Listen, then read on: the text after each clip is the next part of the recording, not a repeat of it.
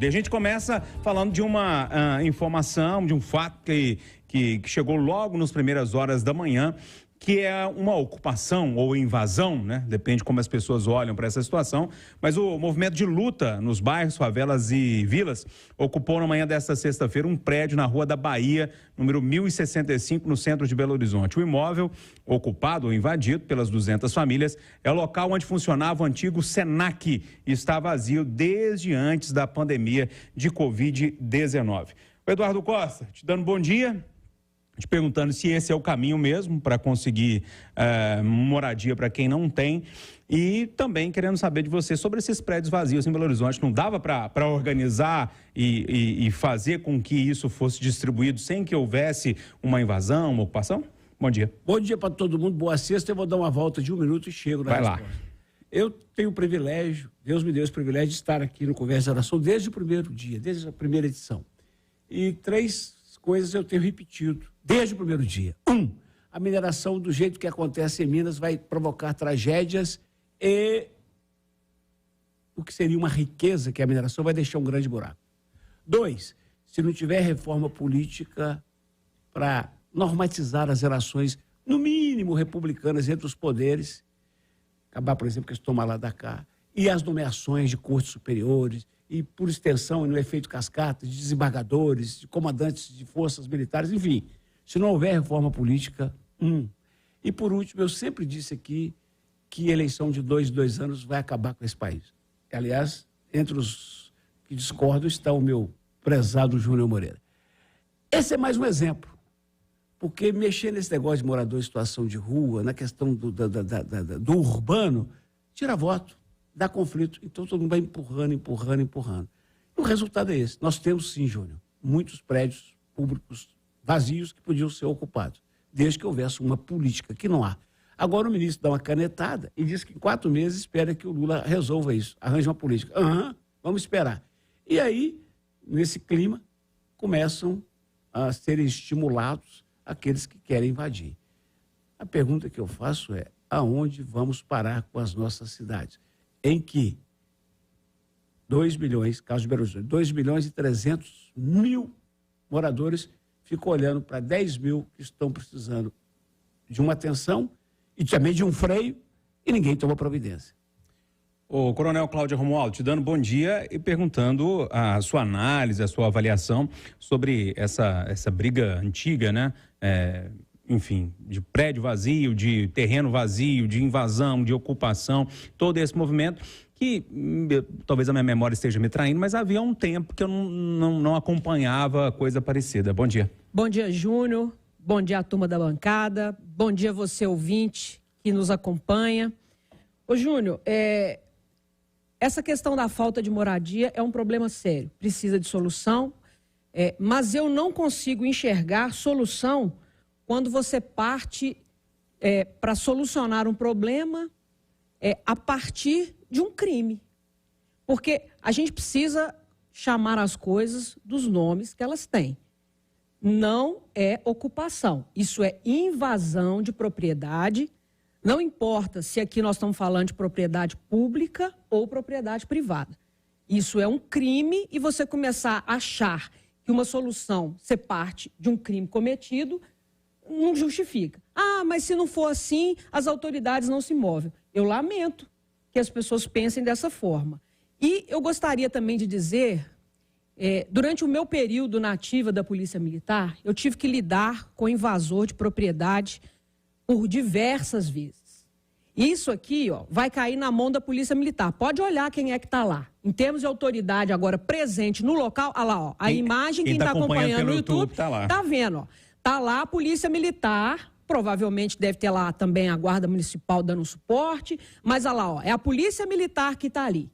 E as pessoas que estão ali, muitas vezes mulheres, idosos e crianças, são utilizados por pessoas como massa de manobra para poder ter ganho político, tá certo?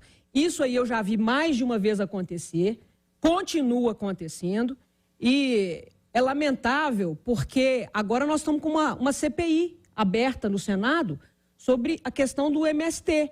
E já teve depoimento lá dizendo que essas pessoas são utilizadas como massa de manobra. Isso é lamentável para tratar de forma... para resolver um problema tão complexo partindo desse pressuposto. Então, eu espero que isso caminhe. Eduardo, você falou aí que o ministro deu ao governo 4 meses para resolver um problema de morador de rua, então melhorou, né? Porque no governo anterior eram 48 horas para quase tudo, né? Ô, Lucas Ragazzi, e aí? Sua análise sobre esse assunto. Você já deve ter feito cobertura de algumas situações parecidas, né? E mais uma acontecendo aqui em Belo Horizonte, chamada agora, tem até nome já, né? Maria do Arraial. Bom dia. Bom dia, Júnior. Bom dia a todos do Conversa, aos nossos ouvintes. Situação muito delicada. Não é a maneira ideal de resolver isso, mas chama atenção para o grave problema de moradia, da falta de moradia que nós temos nos nossos grandes centros urbanos. Eu prefiro muito mais que essas crianças, idosos, pessoas em necessidade fiquem num prédio vazio que não tem utilização do que na rua. Mas eu concordo com a Coronel quando ela fala que não é a melhor maneira, não é a maneira apropriada, não é invadindo de qualquer jeito. Mas me parece uma alternativa melhor do que essas pessoas ficarem na rua. E na rua a gente sabe que não tem lei. Ali na noite... as pessoas colocadas em perigo, as pessoas entram para gangues, entram para qualquer tipo de conflito urbano ali, é complicado. Eu lamento muito também que exista quem se aproveite politicamente de uma situação dessa. É muito ruim, mas pelo menos esse tipo de ato, esse tipo de ocupação chama a atenção pública, né? A gente está falando aqui no Conversa de Redação, chamando para a questão da falta de moradia, para a necessidade de uma política pública para moradia. Então, assim, pelo menos alguma coisa eles conseguiram cumprir. Então, a gente tem que ver quantos prédios públicos estão inutilizados, o que dá para fazer para ajudar essas pessoas, porque deixar vazio e empurrando com a barriga, tá vazio, tá desocupado esse prédio desde 2020, já são 3 anos. Pô, não é possível que não tenha uma solução. Dava tempo para fazer alguma coisa, né? O Marcelo da Fonseca, te dando bom dia, perguntando sua análise aí sobre essa história toda. O Lucas lembrando aí que já tem 3 anos que o prédio está vazio, mas, assim, pelo menos a mim não me parece a solução mais adequada invadir um prédio. Bom dia. Bom dia, Júnior. Bom dia aos amigos do Conversa. Bom dia a todos os ouvintes. Eu vou abrir uma pequena divergência aqui dos colegas, porque a gente tem que olhar os dois lados da história, né? Uhum. E eu vejo a gente está vivendo um momento de uma oportunidade muito grande em Belo Horizonte, né? Está tendo até um encontro de objetivos, tanto do governo federal, estadual, quanto da Prefeitura de Belo Horizonte. A Prefeitura fez um mapeamento, né, que já está pronto, de mais de 80 prédios dentro da Avenida do Contorno, né, na área central de Belo Horizonte, que estão vazios, né? Casarões, prédios, alguns prédios grandes, né, de 8, 9 andares, que estão vazios. E a Prefeitura tem a intenção de fazer essa parceria com o governo federal para transformar esses prédios com reformas, né, até para garantir a segurança dos futuros moradores, né, no projeto que chama Retrofit, né, que cria algumas melhorias e permite que o prédio receba famílias, né, de acordo com necessidades, com cadastros, né, sociais. Então, existe esse momento, né, que pode ter essa união de forças para resolver o problema, né? Quando a gente fica esperando muito, né, quando você fica esperando passar o tempo, parece que nada acontece no Brasil, em Belo Horizonte mais ainda, né? As pessoas ficam esperando uma solução e várias dessas ocupações estão esperando desde 2010, 2011, né? Tem gente aí esperando 10, 15 anos, tudo cadastrado, tudo regulamentado, esperando vir uma oportunidade.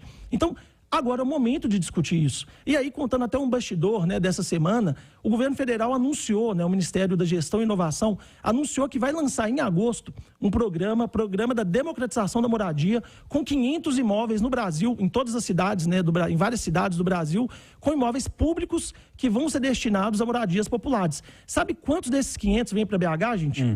Apenas um. A gente até fez essa matéria antecipando na segunda-feira, que é o da Rua dos Caetés, que tem 88 famílias, né, nesse prédio. Um só para Belo Horizonte. E Belo Horizonte tem vários prédios, né, esse mapeamento da Prefeitura, que mostra que existem várias opções para se fazer esse programa BH. Por que só um? Por que o governo federal, Lula, né, que tem diálogo com essa turma, por que só um entrou nessa lista? Será que vai demorar mais quanto para a Prefeitura conseguir acelerar essa negociação com o governo federal e transformar isso em realidade? Porque muitas famílias